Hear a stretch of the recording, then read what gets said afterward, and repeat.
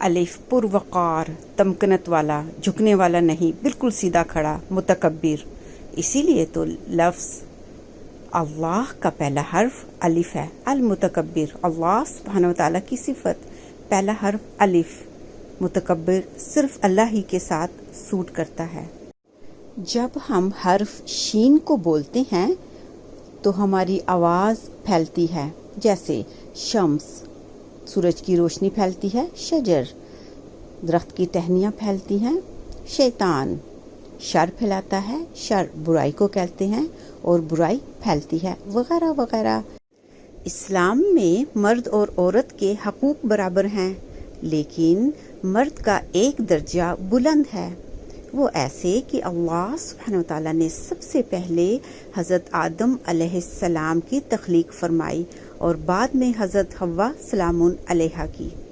نطفہ sperm سوئم کر کے egg تک جاتا ہے، اس میں جان ہوتی ہے. اس کے بعد زائگوٹ اور ایمبریو جب 4 مہینے کا ہوتا ہے تو اللہ سبحانہ و تعالیٰ اس میں روح ڈالتے ہیں. جانوروں اور پودوں میں بھی جان ہوتی ہے، لیکن ان میں شعور اور عقل نہیں ہوتی. جب سور پھونکا جائے گا تو تمام ذی روح جانداروں کے ساتھ ساتھ مردوں کی روحیں بھی بے ہوش ہو جائیں گی. شکراً. سوال: میں جو چاہتا ہوں مجھے وہ نہیں ملتا، کیوں؟ جواب بہت خوبصورت اور آسان ہے. قرآن پاک میں اللہ سبحانہ وتعالیٰ نے فرمایا، جس کا مفہوم یہ ہے، پیدا نہیں کیا جن اور انس کو سوائے عبادت کے. یعنی کہ ہمیں اس لیے پیدا نہیں کیا گیا کہ ہم جو چاہیں وہ ہمیں ملے، صرف عبادت کے لیے پیدا کیا گیا. اللہ سبحانہ وتعالیٰ نے جو کچھ ہمیں عطا فرمایا اس پہ شکر گزاری کا مظاہرہ کرنا چاہیے. قرآن پاک میں خوف اور امید کے یہ دونوں الفاظ اکٹھے استعمال ہوئے ہیں.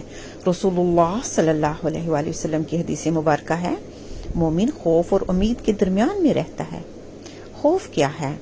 جب ہم کوئی اچھا کام کرتے ہیں اس لیے نہیں کرتے کہ لوگ ہماری واہ واہ کریں، ہماری تعریف کریں. ہمیں اس خوف میں رہنا چاہیے کہ یہ کام ہم نے اس لیے تو نہیں کیا. اور امید، جب ہم کوئی غلط کام کریں اور ہم سے ہو گیا ہو تو اس امید پہ رہیں کہ اللہ سبحانہ تعالیٰ ہمارے ساتھ رحم کا معاملہ فرمائے گا اور ہمیں معاف فرما دے گا.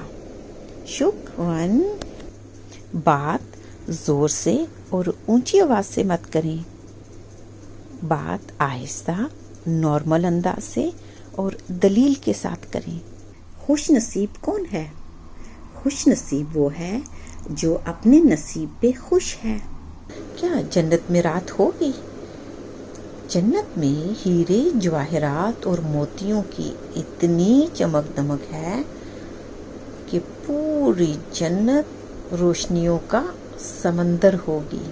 پھر اللہ سبحانہ وتعالیٰ کے عرش سے ایسی برائٹ اور شاندار چمکدار روشنی نکلے گی کہ جنت کی تمام روشنیاں ماند پڑ جائیں گی اور ایسا لگے گا جیسے رات ہو گئی ہے.